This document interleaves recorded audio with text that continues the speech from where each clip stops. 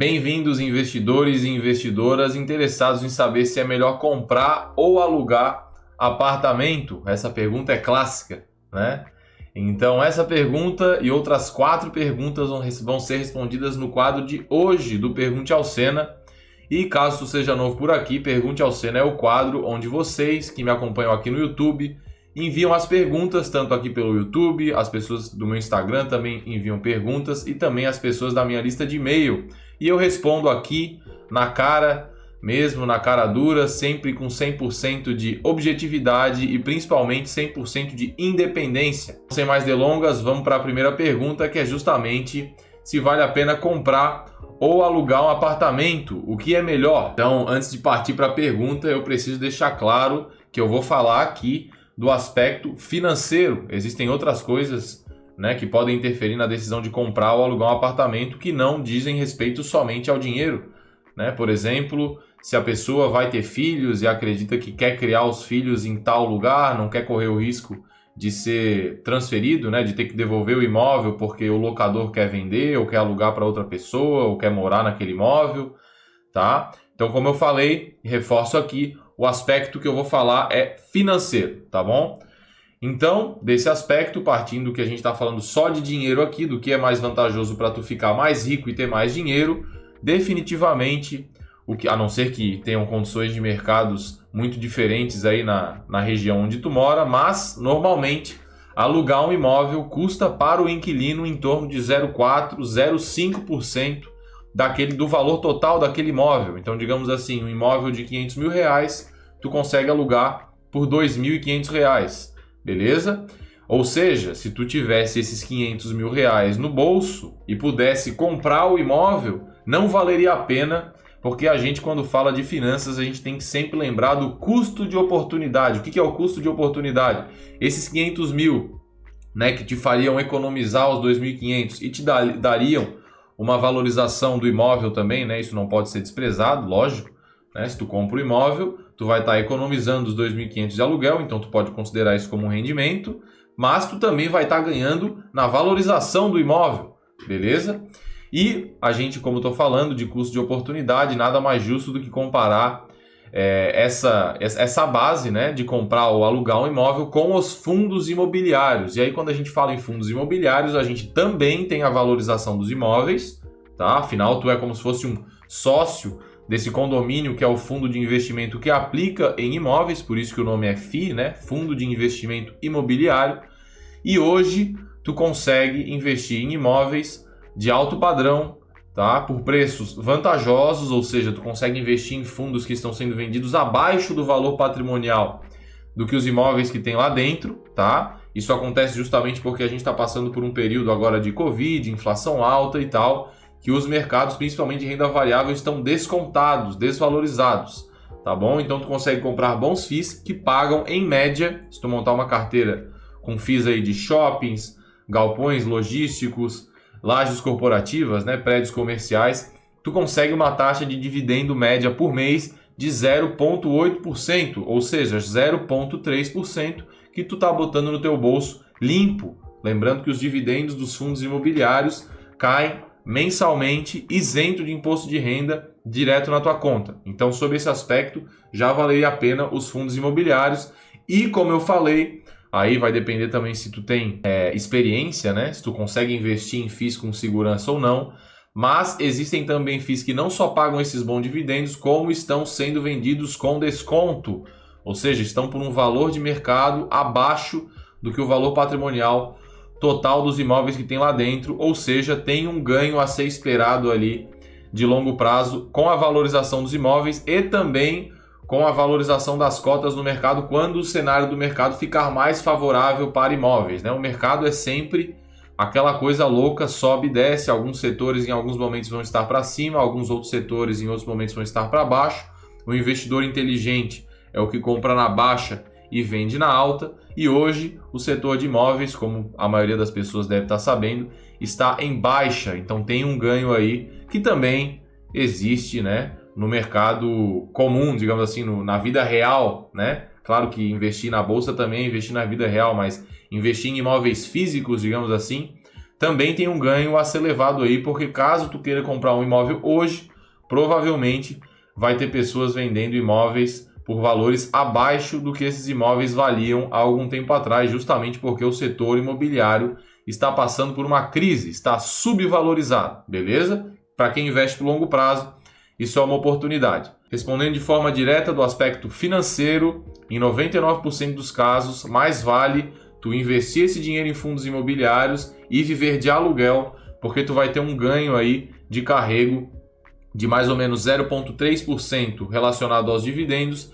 e na valorização da cota tu também tende a ter um ganho maior do que a valorização de imóveis físicos, se tu sabe escolher com segurança os melhores FIIs para investir, beleza? Caso não saiba, vai na descrição do vídeo aqui que tem o link para inscrição do meu intensivo gratuito de investimentos, que é a Semana Viver de Dividendos. Na segunda aula da Semana Viver de Dividendos eu ensino como escolher os melhores fundos imobiliários da bolsa, beleza? Eu já fiz cursos de R$2.000, R$3.000 que não entregam metade do que eu entrego lá. Depois dá uma olhada na página que eu tenho certeza que tu vai gostar. A próxima pergunta é da Larissa do Ceará. Ela pergunta como saber se uma ação está barata.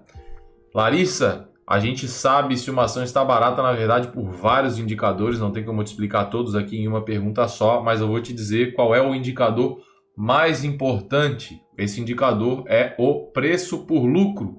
Por que ele é o mais importante? Antes de mais nada, existem dois tipos de indicadores, né? Indicadores de preço e indicadores operacionais, ou de eficiência, como de retorno sobre patrimônio líquido, de margem, de dívidas também, né? A dívida sobre patrimônio, dívida sobre lucro. Todos esses indicadores são importantes, porém, para dizer se uma ação está barata ou cara, a gente tem que ver os indicadores de preço, que são basicamente três. O preço por lucro, que na minha opinião, não. Esse é o indicador mais importante. Se alguém fala que não é o indicador mais importante, está errado. Porque qualquer investimento, né, a não ser que tu tenha outro objetivo que seja diferente de ganhar dinheiro, o teu objetivo é lucrar, tá? É ganhar dinheiro. E ganhar dinheiro significa lucro, porque receita não é lucro. Como eu sempre digo por aqui, receita é vaidade, lucro é realidade e caixa é rei.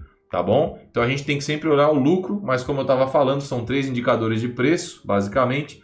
Preço por lucro, preço por receita, o PSR, né? Price to Sales Ratio, e o preço por valor patrimonial, que também é muito importante, principalmente para as empresas do Brasil, que são muito dependentes de ativo, de patrimônio, tá bom? Mas desses três, o mais importante, como eu falei, é o lucro, porque o lucro é aquilo que sobra para nós, acionistas. O indicador preço por lucro, ele é o valor de mercado da empresa dividido pelo lucro líquido que a empresa teve nos últimos 12 meses, tá? A base de comparação é anual. Então, quanto maior é o lucro da empresa, como o lucro está dividindo na fórmula, menor tende a ser esse indicador. Logo, quanto menor é o preço por lucro, melhor ele é.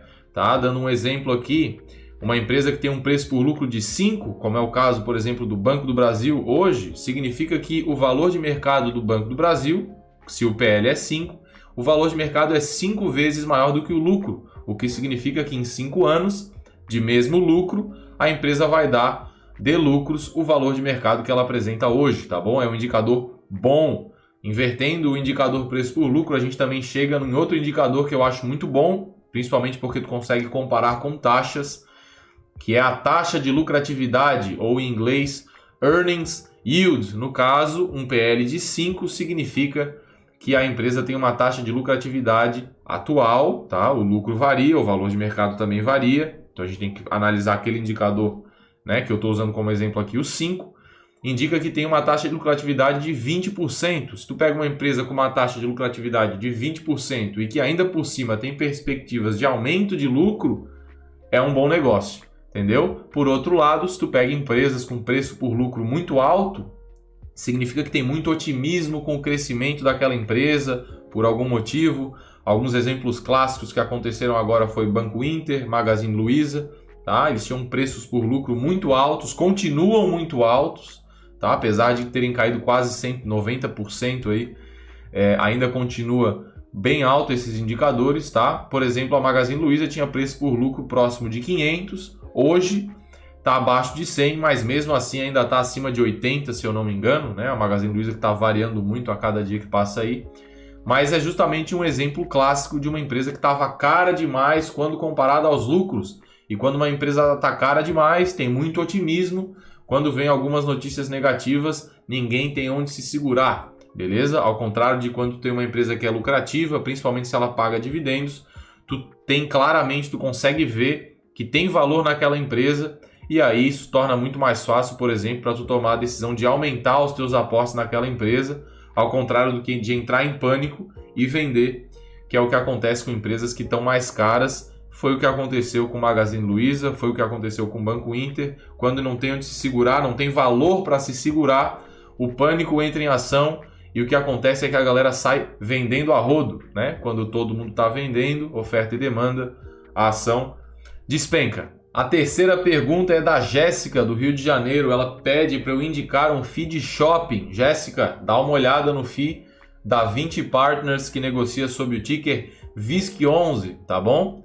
Eu falo da 20 Partners porque quando se fala em FII, a gente tem que sempre olhar para gestoras renomadas. É o caso da 20 Partners, tá? Existe o fundo da XP também, que é de shoppings, o XPML11, mas eu prefiro o VISC11.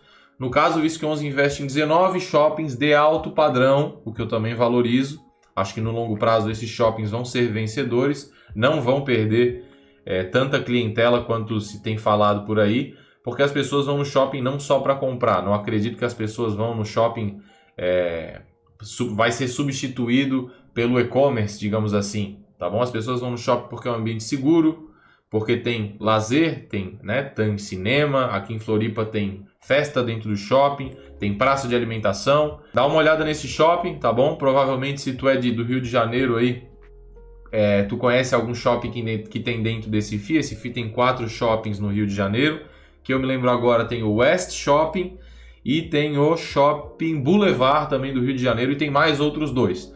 Tem um em Belo Horizonte, Minas Shopping, e tem, como eu falei, 19 shoppings, inclusive um aqui em Florianópolis, que hoje o nome é Vila Romana, era o Iguatemi até pouco tempo. É um shopping muito bom, de alto padrão, inclusive eu vou lá de vez em quando e eu consigo ver aqui da minha sacada esse shopping, tá bom? Dá uma olhada no relatório mensal desse FII e depois me diz o que tu achou. A próxima pergunta é do Sebastião, de Goiás. Indica um livro de biografia top.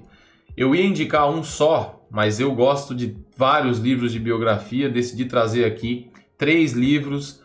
Um sobre investimentos, logicamente, sobre um investidor que é muito famoso, é o maior investidor de todos os tempos, é leitura obrigatória no meu ponto de vista, que é A Bola de Neve, tá bom? A Bola de Neve que fala é a biografia do Warren Buffett, ninguém mais, ninguém menos do que Warren Buffett, o cara que já foi o mais rico do mundo, o cara que foi mentorado por Benjamin Graham, que é o pai da análise fundamentalista. Esse é o livro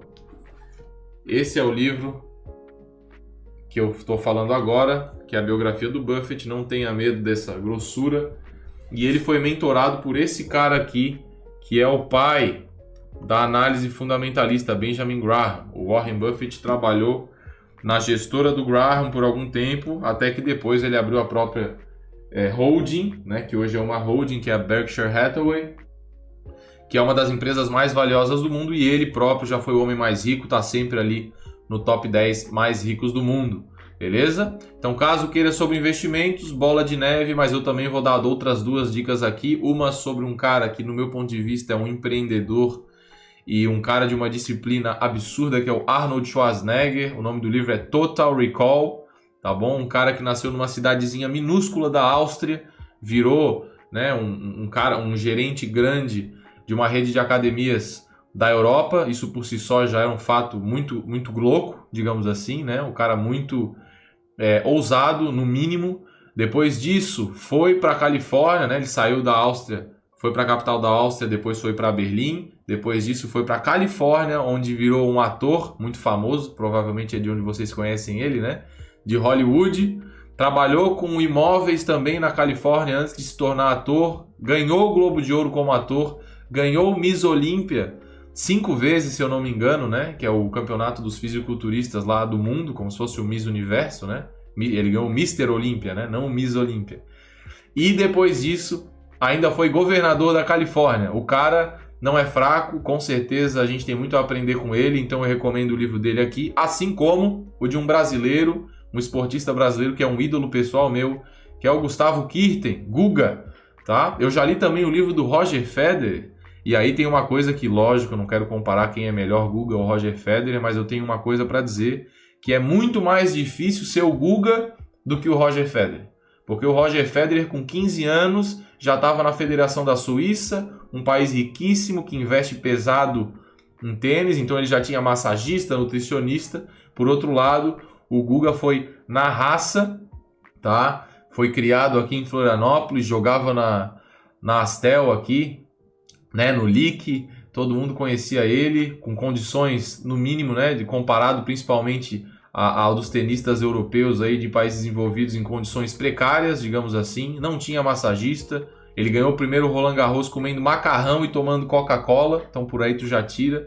Enfim, ele é um cara que realmente me inspirou demais, né, o livro dele me inspirou demais, gostei muito de ler, eu li muito rápido o livro dele, uma história emocionante. Então fica aqui a recomendação também do livro do Guga, Gustavo Kuerten, um brasileiro. A quinta pergunta é do Otávio, aqui de Santa Catarina, e ele pergunta o que eu acho do ETF Divo 11. Para quem não sabe, antes de mais nada, Divo 11 é um ETF, ou seja, é um fundo negociado diretamente em bolsa, tá bom? No caso do Divo 11, ele é um fundo que aplica nas empresas que são as maiores pagadoras de dividendos. Então, esse é a metodologia de seleção desse ETF.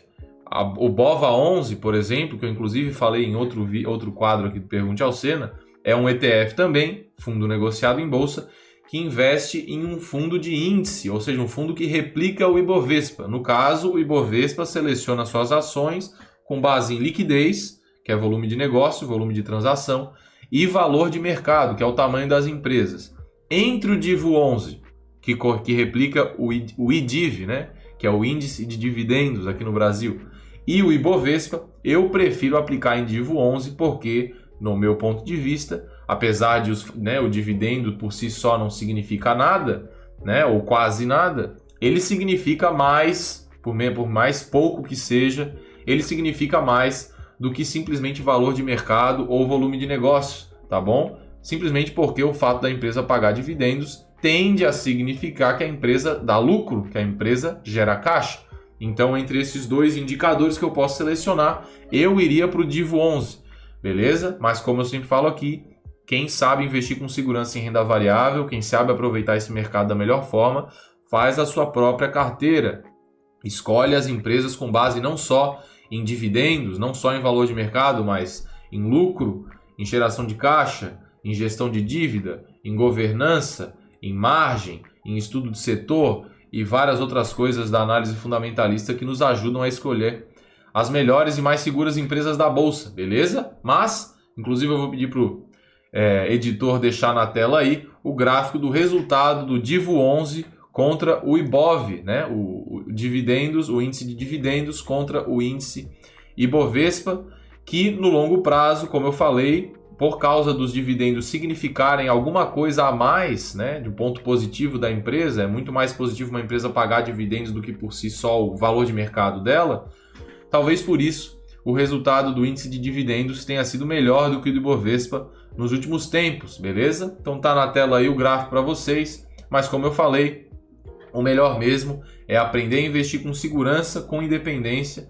para fazer a tua própria carteira, porque dessa forma tu vai se sentir muito mais seguro, vai ter empresas muito mais seguras na tua carteira e no longo prazo, se tu fizer o teu trabalho bem feito, escolher as empresas melhores e mais baratas, o teu resultado vai ser bem melhor do que o do Ibovespa. Esse foi mais um quadro do Pergunte ao Sena. Se tu tem interesse em investir com segurança na bolsa, não deixa de conferir o link que está na descrição aqui do vídeo, do meu intensivo gratuito, que é a Semana Viver Dividendos. Na terceira aula eu ensino como investir, como selecionar as melhores e mais baratas. Eu falo justamente sobre análise fundamentalista, tá bom? Confere a descrição do vídeo aqui. Esse foi mais um quadro do Pergunte ao Sena. Obrigado por participar e a gente se vê no próximo vídeo. Tchau!